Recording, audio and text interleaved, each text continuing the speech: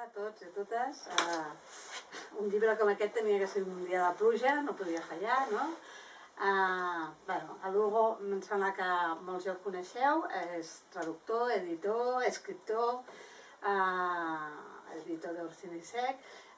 La Sílvia és il·lustradora, una de les autores de les il·lustracions del llibre i també el de la magnífica portada, aquesta mà escorxada. Després, tant un com l'altre ens parlaran una mica ella del procés que vol dir il·lustrar uns relats, com s'inspira, com funciona, no? I l'Hugo ens parlarà una mica de què vol dir la traducció d'un llibre clàssic, no? La seva experiència també dintre de la seva editorial. I jo us faré 5 cèntims de per què ha sortit aquest llibre específicament amb relats, alguns poc coneguts, d'en Guy Maupassant.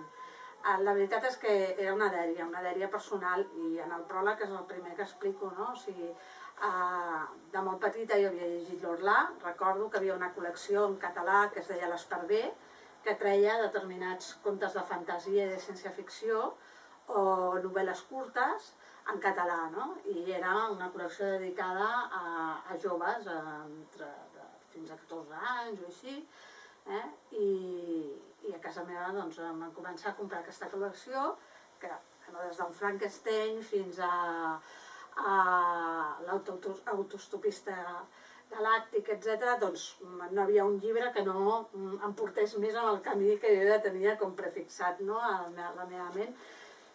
Però s'ha de dir que el terror a mi sempre m'havia fet com certa recança, no? Em recordo de molt petita, estava veient el Frankenstein, la pel·lícula clàssica, que tots recordareu, i aquella imatge de quan comença a treure pètals a la margarida, no? I quan penses, ara tirarà la nena, no fas cap spoiler, però és una pel·li de l'any de la Catapum, segur que l'heu vist tots.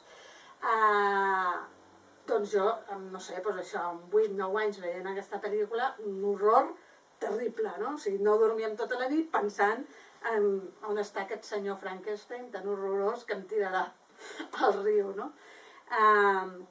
I per tant jo tenia molta recança a tot el que eren llibres de terror i a tot el que eren pel·lícules de terror, no em volia apropar, la veritat és que em feien molta por. I d'adulta he sigut igual, però va arribar el dia que la col·lecció de l'Esparver va publicar l'Orlà. L'Orlà de Guy Maupassant és una dels seus contes llargs, novel·la curta, en el que per mi va ser un canvi total, perquè l'horror era un altre, no era la por, allò, el monstre, la foscor, l'ésser alienígena que te pot atacar, etc., sinó que era la por a tu mateix. I llavors per mi va canviar de sobte tot el concepte del terror, no? I vaig gaudir tant d'aquell primer relat d'en Guy Maupassant que des de llavors el tinc aquí, no?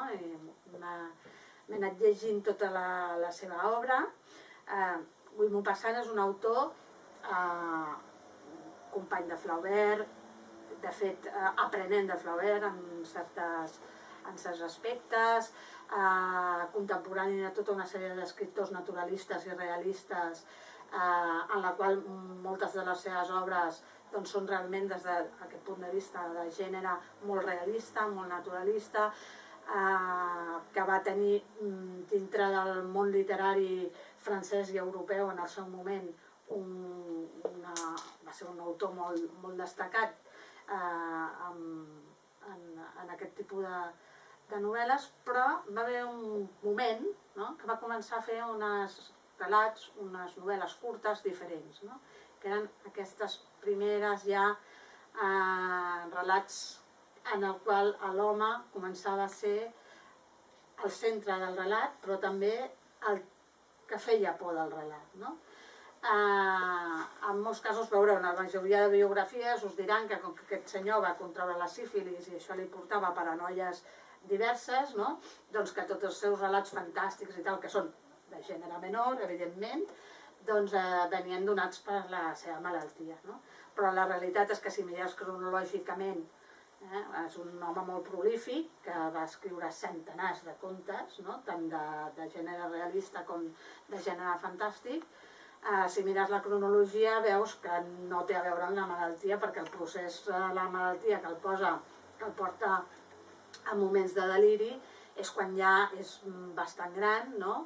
Mentre que cronològicament porta fent relats fantàstics i de terror des de gairebé del primer moment en què comença a escriure. De fet, també és un home interessant perquè és d'un dels primers escriptors que es va dedicar a escriure en revistes literàries i que va aconseguir viure de vendre els relats a aquestes revistes literàries franceses, i que després, a partir de que es publicaven, eren diaris, n'hi havia molts a França, diaris que publicaven contes, relats, des de possessió, de tot, des de Flaubert a Maupassant, passant per qualsevol dels autors de l'època, i que te'ls pagaven, i per tant ell va decidir que deixava la feina que tenia, que per família, que era de família benestant, li havien posat que estudiés dret, etc.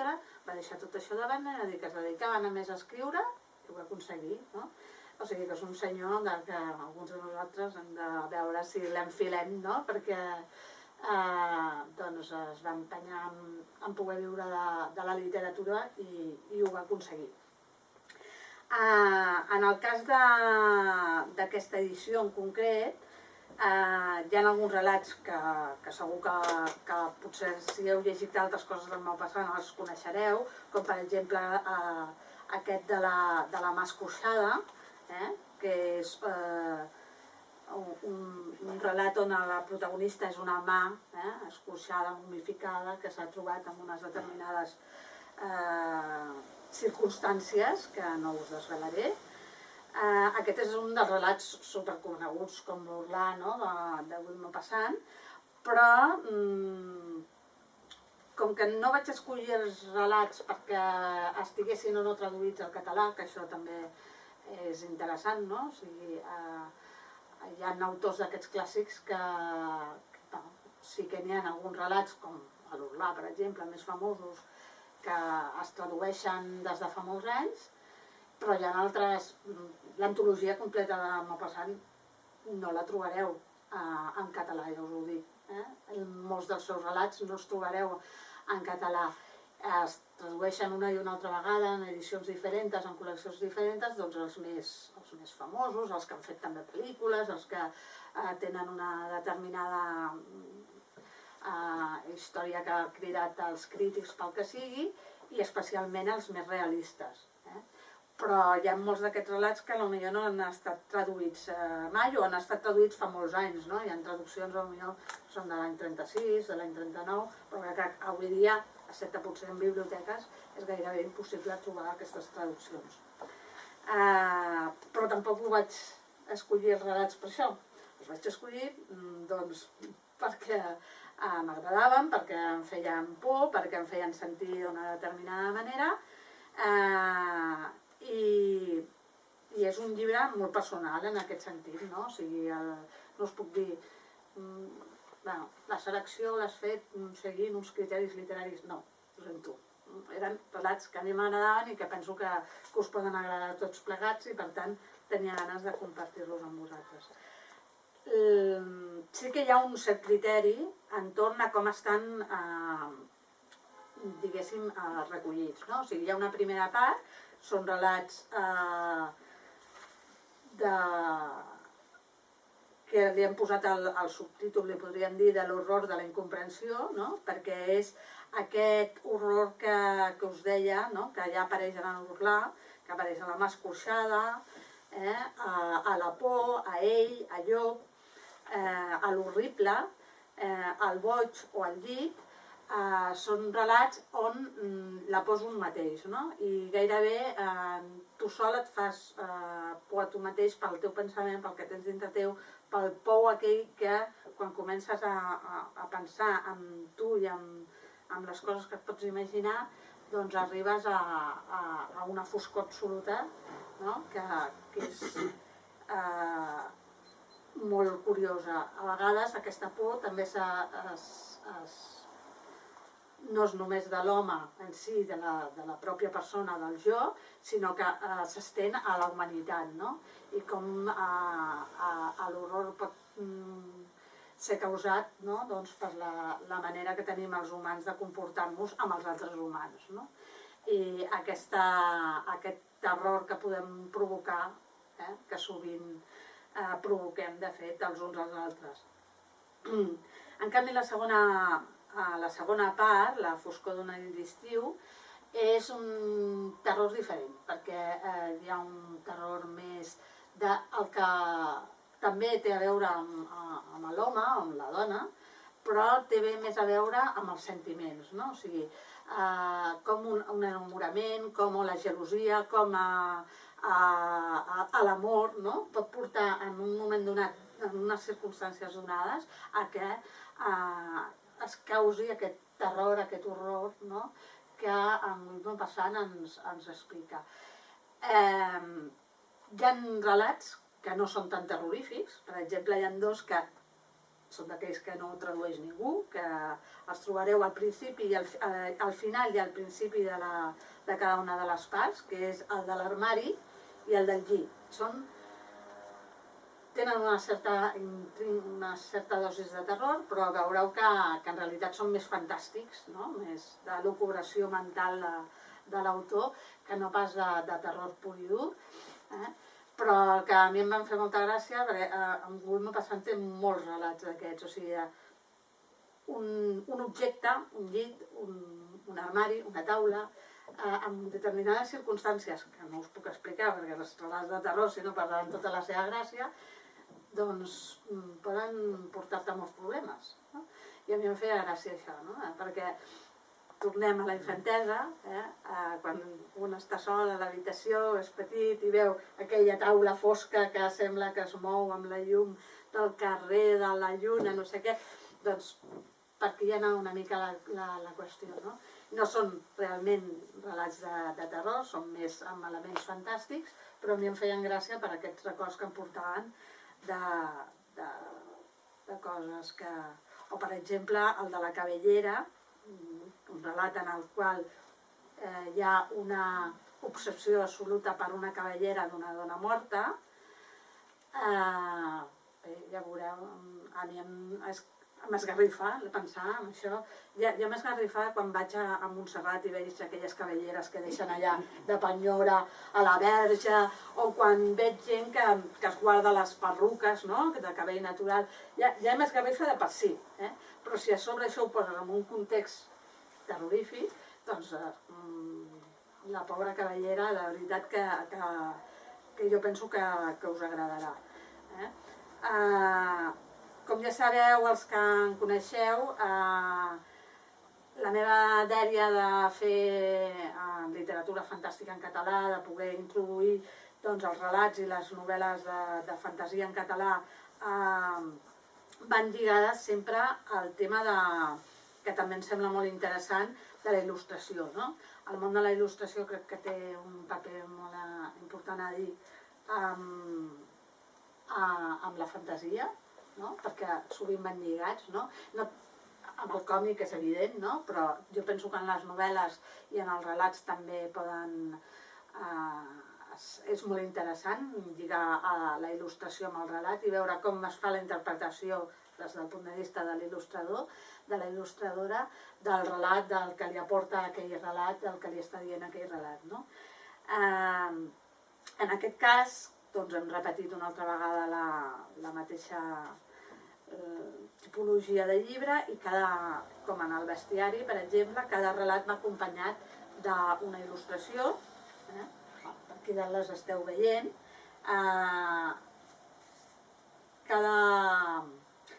en comptes de ser un relat sí, un relat no, com en altres edicions que havien fet, en aquest cas, com que hi ha una primera part i una segona part, la primera part, que és més a l'horror en si, com a si mateix, les il·lustracions les ha fet en aquest cas la Sílvia, que ara us explicarà com ha estat la seva experiència, i la segona part, un personatge que avui no ha pogut venir perquè ha tingut un problema mèdic, però que alguns ja coneixeu, que és la Txell, no? Que ja ens havia fet les portades del Camino de los Ancestros i del bestiari, i que en aquest cop ha repetit també experiència, la pobra sempre es deixa enganyar.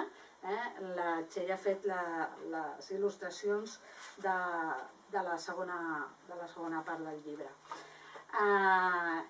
I res més, perquè és que és una mica difícil parlar dels relats en si sense descobrir-vos moltes coses, no? Són relats curts, he de dir que tot i que són relats d'unes 2.000 paraules, 3.000, depenent del relat, alguns més llargs, alguns més curts, per l'època, per el seu moment, Guy Maupassant se'l compara amb Txékhov, no? Però en relat curt, perquè el Txékhov tenia tendència a fer relats molt més llargs. En canvi, el Guy Maupassant sí que té, com a l'Urlà, novel·les més, o sigui, novel·les curtes que podrien ser o relats llargs, com vulgueu dir-li, però sí que és un dels primers autors que incideix amb la mínima expressió. No com els que tenim ara, que amb un tuit fan un conte, que això ja és mínima, per mi una cosa extraordinària, però sí que podem dir que, a més de ser un dels grans contistes de la literatura universal, no? És un dels primers que posa la taula de sortida, per dir d'alguna manera, el relat curt i el relat fantàstic. Per tant, jo penso que és un clàssic a recuperar, i una mica aquesta era la meva idea. I ara us deixaré amb la Sílvia, que us explico una mica com ha sigut la seva experiència. Bé, doncs jo vaig rebre l'encàrrec de l'Alícia, no sé com començar. Bé, jo vaig rebre el seu encàrrec, em va passar els relats i la cosa és que jo no coneixia l'autor, així que em vaig informar una mica del context de quina època va néixer i una mica la seva història, i així, abans de llegir les històries, doncs també m'empapava una mica de la seva pròpia història, del seu ambient. I bé, després d'això, en llegir els relats, vaig pensar una mica l'ambient que volia representar en tots. O sigui que els vaig llegir, vaig veure que era així... És que no sé com explicar-ho, però era molt tenebrós, una mica com psicodèlic, així molt... Bé, que és molt inquietant. I aquest era el sentiment que volia impregnar, i llavors vaig decidir que volia fer un estil que recordés també una mica així com el segle XIX, molt clàssic, i vaig escollir un estil que fos fosc i bastant detallat, com es pot veure. Es pot veure aquí la portada, que la portada és la il·lustració del relat de la Mascorxada. Vaig decidir que, com era un dels relats més icònics, doncs també podia servir per representar el que és l'esperit de tot el llibre en si. I, si ho veiem una mica... I aquí veiem que sí, em vaig decidir per detallar molt la il·lustració perquè fos molt realista i molt angoixant també, per dir, és massa realista. I una mica en tots els relats aquesta sensació com molt angoixant, molt de no entendre una mica el que està passant i no sé, per preparar-te per una mica el que vas a llegir.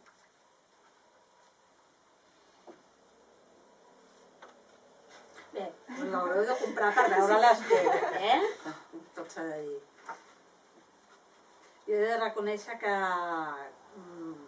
bé, com sabeu, sempre m'agrada donar peu a gent jove que comença o que està fent coses diferents, no?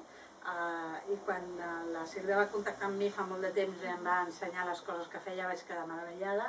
Llavors, quan vaig ja ho heu vist, ja fa molt de temps que treballa amb mi. De fet, abans de tenir l'editorial ja treballàvem juntes amb coses de disseny i sempre m'ha agradat el seu estil, no? Però quan vaig conèixer els dibuixos que feia la Sílvia vaig dir, el Guy Maupassant és per ella, no? Jo ho vaig veure molt clar i per això vaig contactar amb ella.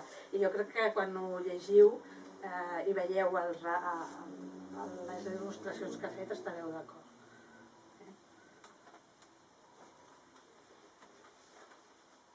Sí, I jo crec que les il·lustracions tenen un puntet clàssic que penso que li escau molt a aquest llibre. Sí, perquè a més és això. A veure, el Vuit Maupassant té moments que dius és supermodern amb com t'està explicant el terror, no? Hi ha moments que dius, escolta, això els CSI no sabrien dir-te tan bé com és, o els mentes criminals, el pensament d'un psicòpata, com t'ho està explicant aquest senyor en 4 paraules, no? I dius, té una dialèctica molt moderna en aquest sentit, però després és fill de la seva època, no? I llavors el que t'està descrivint té aquest caràcter, com deia ella, tenebrós, tètric de l'època, que jo crec que la Sílvia s'ha pogut remarcar molt bé. Per mi, felicitats. Sí. En canvi, doncs, la Txell, aquí us ho ensenyo jo perquè ella havia de venir, però ha tingut un problema mèdic i al final no ha pogut venir, doncs té un estil més desenfadat, més de tintes planes, i llavors penso que ella capta més un altre, o sigui, més que l'ambient en si, es fixa en l'aspecte aquell del relat que vol remarcar, no? En aquest cas, ja ho veureu, enrabiada, el nas sagnant té una importància cabdal en aquest relat, no? Per exemple, o per exemple en aquest altre, la tomba, no? La tomba és el punt central també que et porta al relat, no? I llavors diguéssim que la Txell el que ha fet és més fixar-se en un aspecte central i destacar-lo, no? En les seves il·lustracions. La Txell, a més, ja sabeu que a vegades li costa molt inspirar-se i de sobte veus una fotografia al Twitter que diu estic prenent una cervesa, llegint-me el relat i ara se m'acaba d'acudir i t'ensenya, no?, que ha fet 4 d'això i dius, ostres, està produint en aquest moment, no? I després està 2 setmanes que no diu res, dius, ai mare, no? I la truques i dius, no, és que m'he quedat encallada, I de sobte al cap de 2 dies et ve amb 5 il·lustracions de cop, no? O sigui, jo penso que les seves il·lustracions són una mica com ella mateixa, no? Així, a voz de pronto, segons el nivell d'inspiració. I bueno, he de dir que aquesta, que és per això he convidat i he demanat a l'Hugo si ens volia fer 5 cèntims de com ho veu ell. Per mi, si això hagués estat terrorífic, ha sigut la primera incursió amb el fet de traduir del francès. No ho he fet sola, perquè he comptat amb 2 col·laboradores, la Míriam Gili i la Patricia Lauber, que les 2 són traductores. Elles han traduït una part, jo he traduït una altra, però elles a més m'han corregit la part que he traduït jo, no? Perquè de seguida em vaig veure desbordada, o sigui, el mateix que ella em deia de l'ambient, no? És també amb el llenguatge, no? El llenguatge del segle XIX, grans tirades d'adjectius un darrere l'altre, sense comes ni res, no? I que al final tu havies de fer una frase que volgués dir alguna cosa en la nostra llengua i que a mi em tenia completament desbordada, no? I he de dir que la feina de traduir trobo que és superdifícil, ha sigut una primera experiència molt enriquidora, no sé si la repetiré perquè ho he passat fatal, no? Però sí que he de dir que és quan et dones compte de la riquesa de tot el llenguatge, no? I de com pot canviar, no? D'una llengua a una altra i com és difícil de mostrar el significat i el significant que tu llegeixes en francès i ho veus superclar, dius, vol dir això, però quan ho vols dir en català no hi ha manera, no me n'en sortia. I doncs per això una mica li demanàvem a l'Hugo que ens expliqués com funciona això. Que de fet em va ajudar, perquè més d'una vegada li deia, i això què? Sí, bueno, l'Alicia i jo ens expliquem molt les penes editorials i penso que ens fem de suport mutu en el tema editorial, perquè més o menys les nostres editorials van una mica pel mateix camí, no? Jo abans de començar a parlar de la traducció volia parlar d'una mica del Maupassant, perquè a mi em va passar una cosa molt curiosa que espero ressarcir-me una mica, perquè jo només he llegit un relat del Maupassant en la meva vida. Venia amb una antologia que em va regalar la meva primera xicota per un Sant Jordi, i era el primer relat de l'antologia i era l'Orla. I jo no sé de quina manera em va impregnar aquell relat, que no vaig tornar a llegir mai res de l'autor, perquè durant una temporada era, hòstia, ha sigut massa. I aquella antologia també la vaig deixar aparcada i no vaig continuar llegint cap relat més, tot i que eren d'altres autors, no?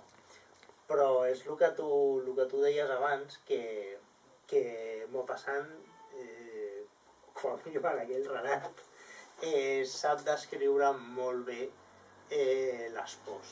L'Orla, bàsicament el que fa és descriure què és el que sents amb una paràlisi de la son. Això que de sobte et despertes i que hi ha una explicació mèdica, que és que el teu cervell es desperta una miqueta abans que el teu cos i tu estàs despert però no et pots moure. I a mi és una cosa que em fa molta por, no m'ha passat mai, però aquest tipus de coses no sé per què em fan molta por, no? I llegir aquell relat va ser com posar-li nom i pes donar-li forma a aquell terror que jo tenia o que jo tinc. I és allò que dius, quan penses en autors de terror sempre penso en Maupassant, tot i que només he llegit aquell relat. I espero no sé, que no em faci por continuar llegint-lo. Perquè a més són relats així curtets i dius, hosti, és la mida perfecta abans d'anar-te'n a dormir, no? Però clar, has de dormir. També això del tema de la mida, jo crec que potser té a veure amb allò que has dit, que ell es va guanyar la vida escrivint, venent els relats als diaris, i suposo que també deuria ser això, no? L'editor li deia, tens 2 pàgines pel relat. Llavors suposo que s'hauria d'adequar. Sí, de tenir un cert número de paraules i ho havia de clavar, perquè no es podia ni passar de llarg ni quedar-se curt, no? I llavors... De fet, jo crec que sí que ho devia fer, perquè mirant les seves antologies en general, veus que el 90% dels relats són entre 2.500 i 3.500 paraules. Però com molt acurat, que dius també, d'un-i-do. No hi havia la possibilitat de posar continuarà, no? Cosa que no era el model. No era el model, no. Jo penso que trobem tota una producció d'autors d'aquesta època que feien relats, però potser per això, no? També feien els fulletons, que escrivien les novel·les per entregues. Per entregues. Però també, o sigui, en els fulletons, potser en una mateixa publicació n'hi havia 3 o 4 relats. La idea era que la gent continués comprant-los cada setmana i omplien també amb altres relats, no? Això em recorda molt amb l'Edward Page Mitchell, que és també un autor que jo també vaig voler recuperar, que aquest directament treballava en un diari, del qual va acabar sent l'editor, i a vegades s'inventaven les notícies, però les notícies a més les novel·laven. Llavors et trobes a l'hora de traduir que tens un híbrid entre llenguatge periodístic i relat, no? O sigui, perquè estan... Hi ha poques descripcions perquè han d'explicar una sèrie de fets i és com estrany perquè precisament a l'època, si agafes novel·les de l'època, el que més hi ha són descripcions que ara no necessitem perquè estem molt acostumats a la imatge, no? Però en aquell moment, clar, si tu havies viscut sempre al teu poble o a la teva ciutat, el més normal és que no haguessis vist com era un paisatge o no sabessis com eren els vestits de la ciutat del costat, no? Llavors, s'havien de descriure molt més. Aquí també el que has dit tu abans d'aquest recargolament a l'hora de posar-hi adjectius. Però clar, amb els relats passa una miqueta al contrari, no? Que és com que no tenien tant d'espai, potser retallaven una mica en el tema de descripcions i més en aquest cas de les notícies fictícies que publicaven en alguns diaris que, clar, havien d'anar una mica al gra. I a l'hora de traduir, jo no sé si tu t'hi has trobat també, que també si intentes utilitzar, anem a utilitzar el català que s'utilitzava a l'època, potser queda una mica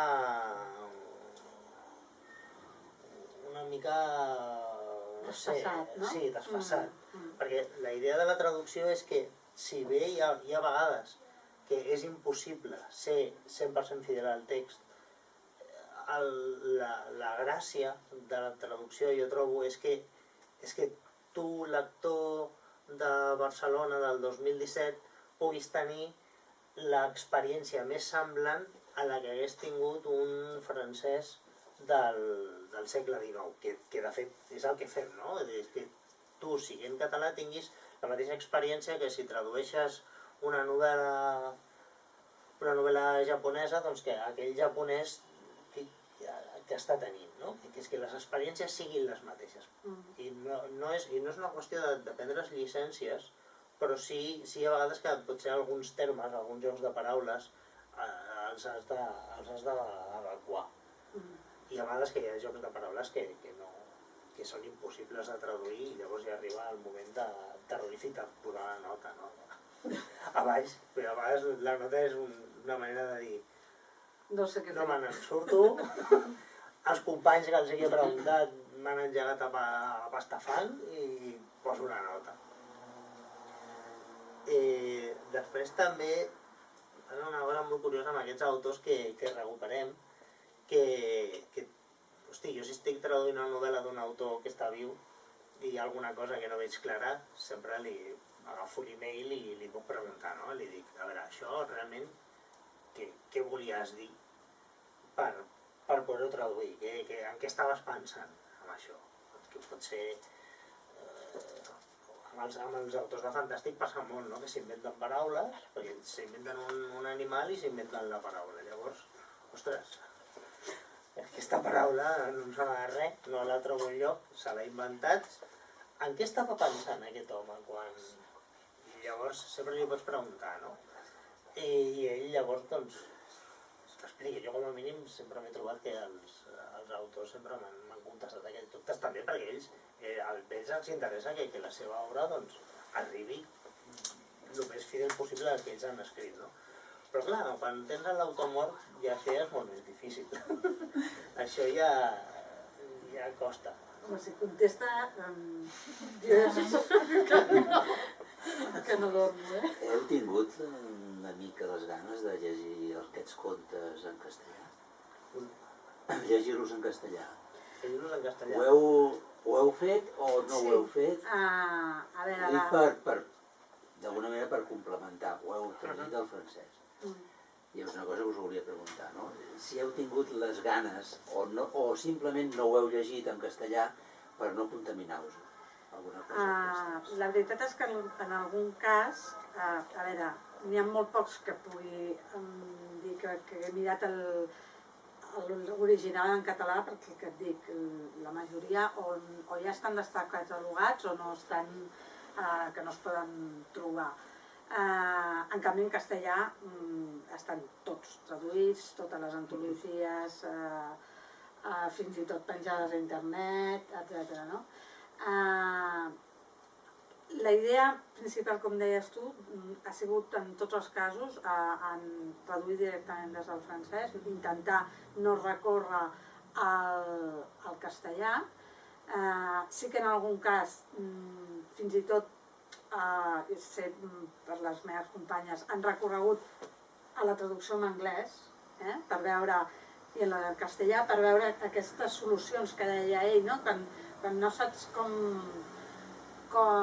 fer-ho, no? Doncs al final dius, bueno, a veure, com ho han fet altres traductors en anglès, en castellà, etc. I diferents traduccions, a més, també, no? Per veure com ho solucionaven. Però, en principi, la idea era contaminar-nos el menys possible. Perquè també el que em deien aquestes companyes que són traductors professionals és que en castellà, i de fet li vaig comentar a l'Hugo i ella em va dir que també que era molt així, hi ha determinades traduccions que s'han continuat fent, tot i que no, quan miraven deien, però si no vol dir això, si estan dient una altra cosa, és que aquesta paraula, no sé, jo buscant boja diccionaris i vinga diccionaris, i després diu, no, és que en un moment donat algú no sabia com traduir-ho o no coneixia la paraula i va inventar la traducció, i aquella traducció ha prevalgut perquè després totes les següents traduccions que s'han fet en castellà no l'han tornat a revisar, sinó que han agafat la primera. No? I llavors allò va continuant, no? I que quan et trobaves això també et quedaves una mica sorprès. No? Jo vaig anar al·lucinant a mesura que anàvem traduint, no? De tots els entresijos, no sé com se diu ara en català, que pot tenir una traducció a aquest nivell. No? Això, per exemple, em costava d'entendre, no? Com que no sé com traduir-ho, m'ho invento. I gairebé, no us dic que la frase volgués dir A i digués B, o negre i digués blanc, però alguna gairebé, que deies, no ho entenc. Però és el que es fa sovint. Que ho fan sovint, això d'una primera traducció que funciona i que després es torna a reutilitzar i que la traducció... Sí, sobretot avui en dia, no? Les editorials grans, que més que editorials són multinacionals, perquè els ha tocat fer llibres, però podrien estar fent altres coses, si ja tenen una obra traduïda, un editor d'aquests grans grups editorials, quan, per exemple, vol treure el que has fet tu, no? Anem a fer un llibre de Maupassant. L'editor diu, hosti, aquesta traducció que van fer a l'any 53 potser està una mica desfasada. Llavors, va al comptable del grup i li demana pressupost per això i el comptable li diu, però això ja tens traduït, no? O sigui, llavors per què vols pressupost? Per la traducció. O per corregir la traducció. No, per això no hi ha calés. Imprimeix i vinga. I és així, i és per això, perquè encara tenim moltes traduccions antigues que ja estan una mica desfasades perquè no es gastaran diners amb alguna que ja tenen. I aquesta és la filosofia dels grans grups. Llavors, quan nosaltres agafem aquest tipus d'autors i els tornem a traduir, el que es fa és actualitzar una miqueta el llenguatge o aquestes coses que tu deies. Ara, amb internet ho tenim molt fàcil per trobar paraules que no entenem, perquè encara que no et surtin en el teu diccionari que tens a casa o que no et surtin els diccionaris online, tens la facilitat per trobar context. Llavors, fins i tot n'hi ha webs que comparen contextos. Llavors pots anar a buscar el context i veure quin és el concepte que descriu aquella paraula per tu després poder-la traduir. Encara que no tradueixis la mateixa paraula, potser fas una locució que vulgui dir el mateix. No? Ara ho tenim molt fàcil, però abans no jo me'n recordo d'una errada de llegir el Fahrenheit 451, que hi ha un moment que diu, el Montag diu que agafa unes fulles que huelen a cinamomo. ¿Qué carajos es el cinamomo? I després, un temps després, vaig haver de llegir-lo en anglès i que me'n recordava d'aquell moment, i quan estava llegint el tio diu que les fulles fan olor de cinnamon. Cinnamon és canyella. Això vol dir que potser al traductor no li sortia al diccionari i va dir pues cinamomo, tu, que tengo que tirar la traducció. I a prendre pals. Llavors, sí, aquestes cosetes les trobem, però ara és més fàcil subsanar aquests errors. Per exemple, jo traduït de l'anglès, depèn de quins autors, utilitzo molt el Urban Dictionary, perquè clar, hi ha moltes vegades que no surten els diccionaris, com que l'anglès és un idioma tan generatiu que van sortint paraules i s'inventen paraules cada 2 per 3, pues jo l'Urban Dictionary l'utilitzo molt, i a vegades que dius, vale, entenc la paraula, entenc el concepte, però no sé com dir-ho. Com es tradueix això? Que també és una cosa que no passa amb els autors antics, no? Els que ja porten 100 anys morts, totes les paraules que van utilitzar ja han passat al diccionari i saps que les trobaràs, que com a mínim així també et quedes tranquil. Després també amb el que deies de la superadjectivació, una de les coses que passa, com a mínim en el meu criteri com a traductor, és que 3 i més adjectius, algun d'aquests adjectius tendeix a desaparèixer. Perquè en castellà o en català, i tradueixo més al castellà, posar 3 adjectius al costat d'un nom, si ja tens una frase, potser la frase ja porta 2 línies i després continua, has de retallar perquè no queda orgànic. No queda orgànic a l'hora de llegir. Més de 2 adjectius en castellà sonen molt estrany. En canvi, en anglès pot ser habitual que s'utilitzin 3 adjectius, fins i tot més, abans del nom, no? I que és una cosa que quan te la trobes dius, hòstia, una altra vegada. I a vegades hi ha alguns autors que sembla que també els agrada fer, no? Però també hi ha moltes vegades que potser aquests 2 adjectius els pots convertir en un. Si es parla, no sé, ara no m'ha acut cap exemple, no? Però una cosa és petita, negra, rodó, doncs no sé, potser ho pots convertir en com una pilota negra, no? O alguna cosa així, saps? Alguna cosa així. Ara no em ve a la ment cap exemple. Però és això, no?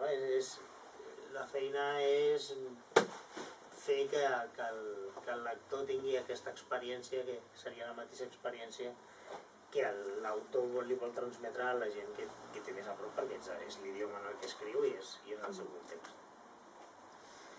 I no sé què més podríem dir de la traducció. Tu també has explicat que comptaves amb col·laboradores i... Sí, a veure, la meva feina no és la de traduir, jo no és una cosa que ho faci professionalment, però en tenia ganes, en aquest cas, amb aquest autor concret, no? Però, com bé sap l'Hugo, doncs això, la traducció és una cosa que s'ha de saber molt, que té molta feina al darrere, no? I llavors, doncs,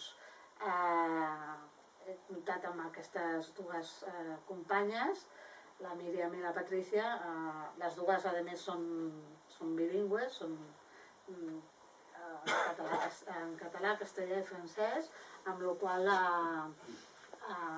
com a llengües materna i paterna, no? Amb la qual per elles la traducció era com una cosa natural des de sempre, no? I ho fan molt bé, però per exemple, en el cas de la Míriam, que ella es dedica més a la traducció de documents legals, quan va començar a veure textos literaris va començar a dir ai mare, no? O sigui que el context també és molt important, no només la llengua en si, el coneixement que tingui de la llengua, no? En aquest cas. He de dir que, per exemple, una cosa que és quan surti amb e-book, la idea és incloure alguns textos que no ens va donar temps de traduir perquè eren francament difícils. Són poesies fantàstiques, o sigui, el meu passat fa poesia de terror, no?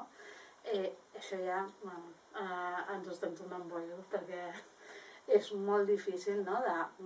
O sigui, la poesia és un llenguatge molt específic, que deies tu, no?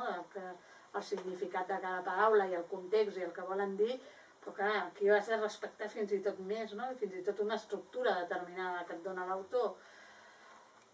És molt complicat. Llavors ens estaven tornant bojos i al final vam dir, mira, ens ve de gust, és una cosa que tenim sobre la taula, tenim el treball fet, però ho hem d'acabar d'arrodonir i el dia que traguem a l'e-book, doncs mira, tindrà extras. Perquè a més a mi em va fer molta gràcia, no? Això sempre que la poesia sempre ha de ser molt lírica, no? Hi ha poesia revolucionària, hi ha poesia social, hi ha poesia política, i en aquest cas el meu passant també feia poesia fantàstica. El Lovecraft també té un llibre de El poemes. Poe crec que també, no? Bueno, el cor. Sí. Però bueno, em sembla que... Sí, el cor. No és del Poe.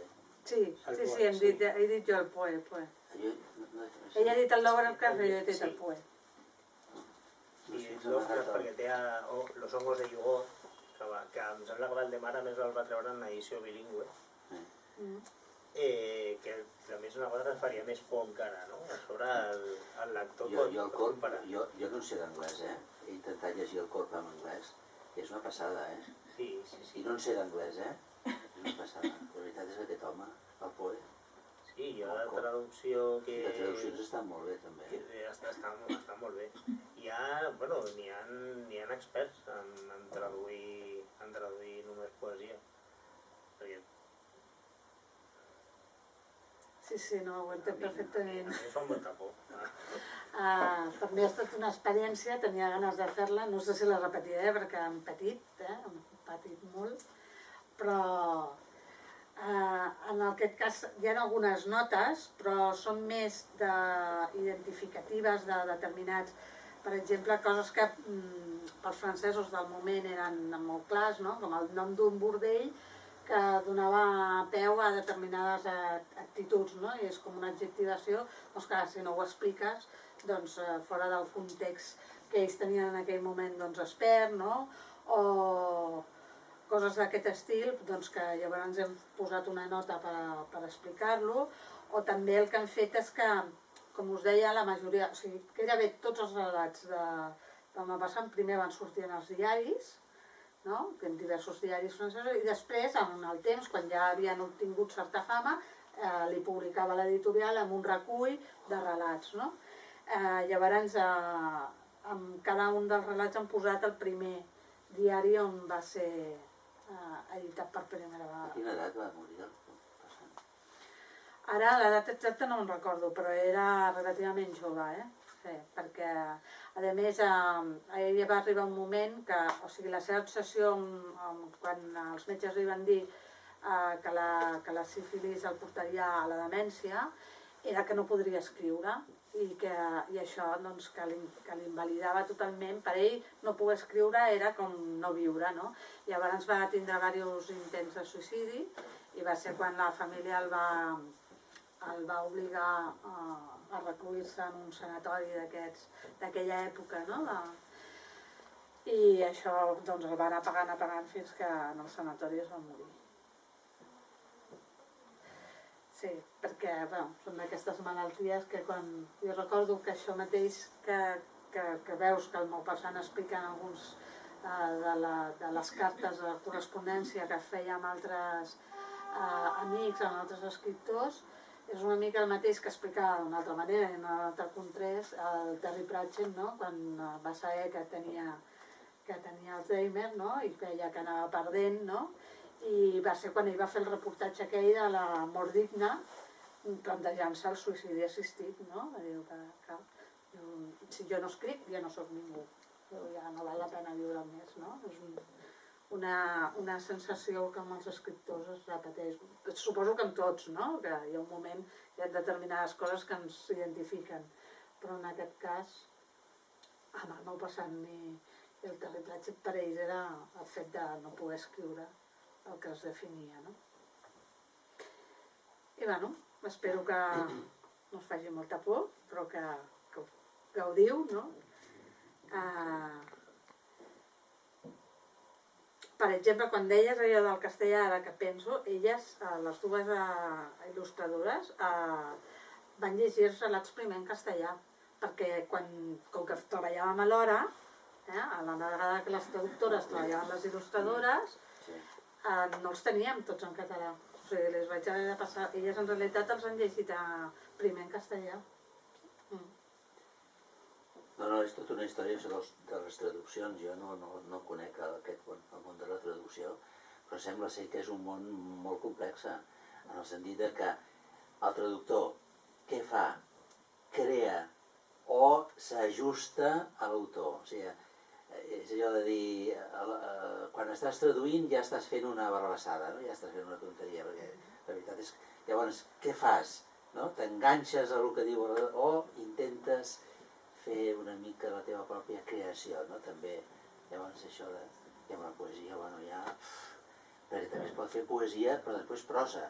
És a dir, pots traduir el poema i passar-lo a prosa. O passar-lo a poesia, també. En aquest sentit, i no... A veure, sabeu, una editorial jove, que som 4, que treballem col·laborativament, etc. no? Però el que sí que he tingut clar des del primer moment és que la feina dels traductors, igual que dels il·lustradors, etc., s'ha de reconèixer. I en aquest primer cas, per exemple, doncs surten els seus noms relacionats, com que han fet les traduccions, etc. I ara estem traient un segon llibre de relats molt curtet, que és per la Catcon, no? Que tindrà lloc al novembre. Un recull de relats en què, en aquest cas, i perquè altres traductors m'ho van dir, escolta, que jo vull sortir en primera persona, no perquè fossin ells, sinó que jo com a traductor m'agradaria sortir en primera persona. Doncs, a sota del relat, l'autor i després el traductor, per posar-los en la seva feina a primera plana. No? Sí, no. Que on crec que ha d'estar perquè és una feina difícil. Moltes editorials el que fan també és posen en la coberta, a sota del nom de l'autor, també el nom del traductor. Jo no el poso perquè el traductor sóc jo i també sóc l'editor. Ja em sembla que estic fent com el Charlie Chaplin a les pel·lis, no? Que miraves els crèdits i posava dirigit per Charles Chaplin, guió Charles Chaplin, fotografia Charles Chaplin, Catherine Charles Chaplin. Música, no. Llavors jo no vull figurar a tot arreu, no? Però si alguna vegada treballo amb altres traductors, doncs sí, clar, perquè és que de fet la traducció també és una autoria. Estàs creant aquest text en un idioma, no? Llavors, sí, el nom del traductor ha de ser-hi, ha de figurar. Jo el que passa que ja no vull posar més vegades el meu nom perquè també com a editor la meva feina és treballar pels autors, no? Ens passa una mica, som editorials orquestra, no? Ho fem... Sí. Ho fem tot, no? I al final acabes sent una mica comodí de totes les coses.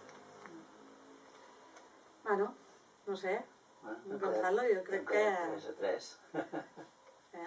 Molt bé. Quina és la teva editorial, com es diu? Orsini Press. Orsini Press. Orsini. Sí, ara aquí tens els meus llibres. Per aquí sí, en Sí, és que avui em sembla que estem en petit comitè, el Xavier és de company de les tertúlies que fem amb la gent de relats i de psicologia i tal, que també és escriptor de novel·la fantàstica o de ciència-ficció, I, bueno, s'ha llegit també és escriptor, ella és il·lustradora, tu ets escriptor, ella és llibreter. Em sembla que l'única lectora ets tu, Sí, sí. Saps que com a escriptor m'estic donant compte que la portada és molt important.